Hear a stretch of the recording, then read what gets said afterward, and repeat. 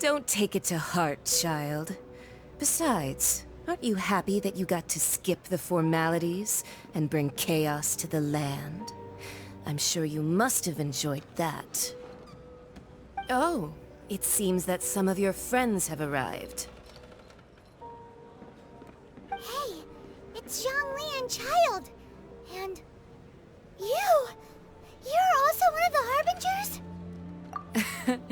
It's you two. I believe we've met once before. In the city of Bards, was it?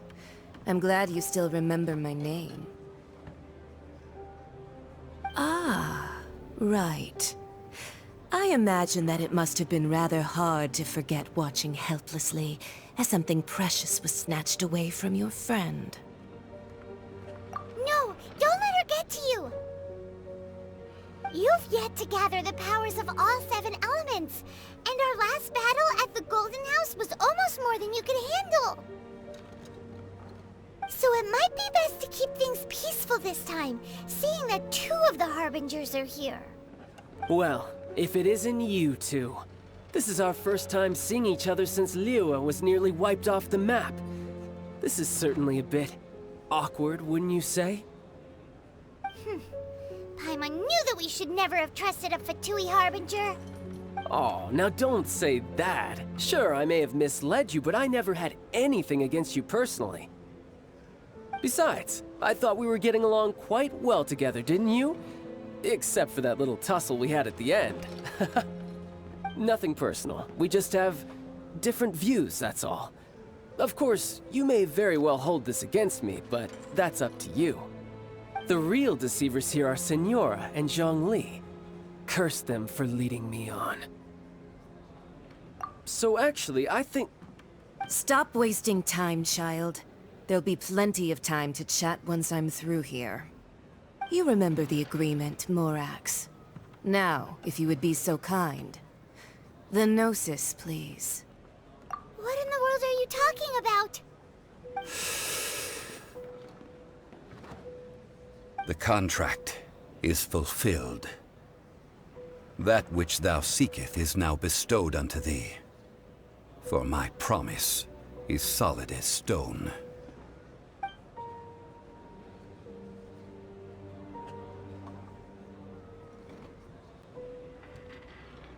How sanctimonious. What? So you're the Lord of Chio? No, wait! That's an exciting twist and all, but why give the Gnosis to the Fatui? I do not give it for free. I give it as agreed upon in the contract. For it is a matter solely between the Tsaritsa and I.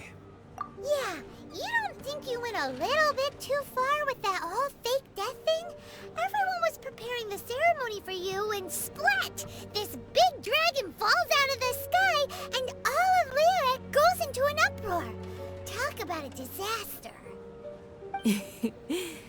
Gathering all the forces that had been bubbling behind the scenes, and then stirring them together in a pot that was bound to boil over.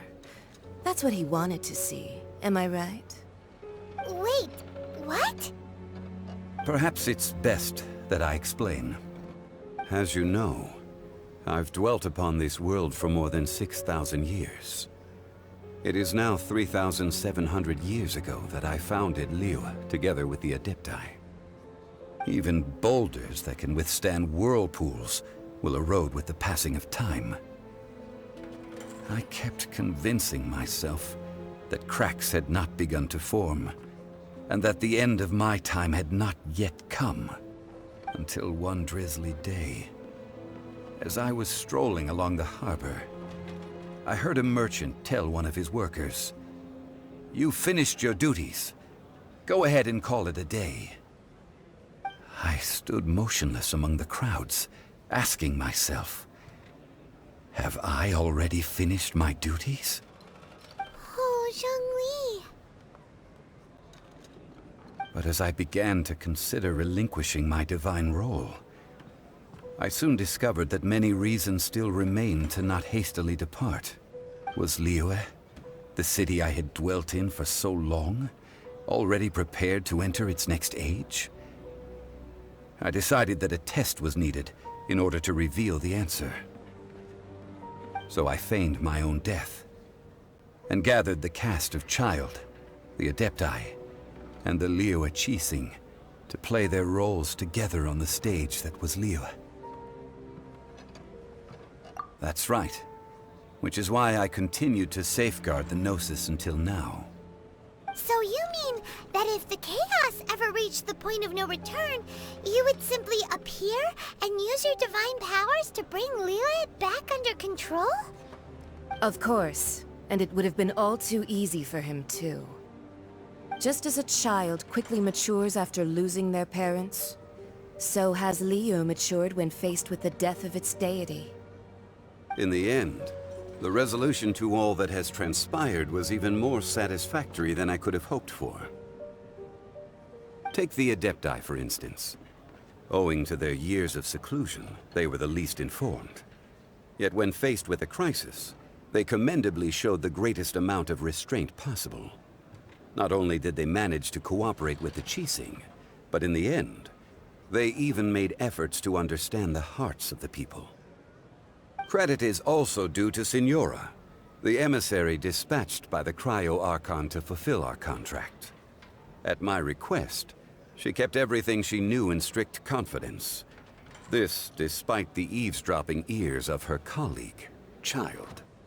This meant I could remain as Zhongli, even having the chance to fulfill the age-old traditions of... All of these things turned out as I had planned. There is only one thing that I had not anticipated, and that was the conduct of the Liyue Qixing. I had expected them to do no more than the Adepti, to come to the defense of Liyue. But when all was said and done, they seized the opportunity to supplant Liyue as divine protectors, and used the subsequent power vacuum left by my death to quickly gain complete control of Liyue. Huh?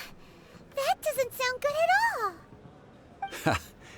On the contrary, I think it is excellent. I had always feared that it was too soon for them to take over from me. And it was also that which I longed for the most. As such, this is the best parting gift anyone could have given this god of old. Hey, what about me? Doesn't anyone feel the least bit of remorse for deceiving me? You've practically kept me in the dark! I think that thanks would be more appropriate. You certainly played no small part in all of this, wreaking havoc and turning the city upside down. The Lord of Geo ought to thank you for your performance, if anything. If you hadn't created the pressure of a battle between mortals, Adepti, and a god, the lump of coal resting in the hands of the Geo-Archon, Liyue, would never have been able to become a dazzling diamond of a city. Huh? Just whose side are you on, mocking me like that? Are you itching for a fight? Hey, haven't you learned the Liyue saying, don't always call it as you see it? Well then, with the Gnosis in my possession, I have no use for such idle chatter. We should return to Zapoljarny Palace and seek an audience with Her Majesty, the Tsaritsa. Come, child. Fine. I'll meet you there later. I'm not sharing a boat with the likes of you. Do as you wish.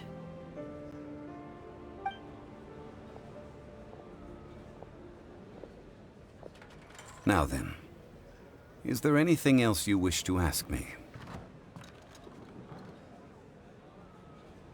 Right! As Zhongli always told us, a good trade is a fair trade. Paimon has no idea what could be a good trade for a Gnosis. Realistically speaking, there is no such thing. Huh? However, I am the god of contracts. For thousands of years, I have made countless contracts. If the deal was of no benefit, then I certainly would not be inclined to agree to it. My agreement with the Cryo-Archon will be the last of my contracts as the Geo-Archon. My contract to end all contracts. As for the bargaining chip that the Tsaritsa used to balance the scales, Uncover that answer for yourself in your future journeys.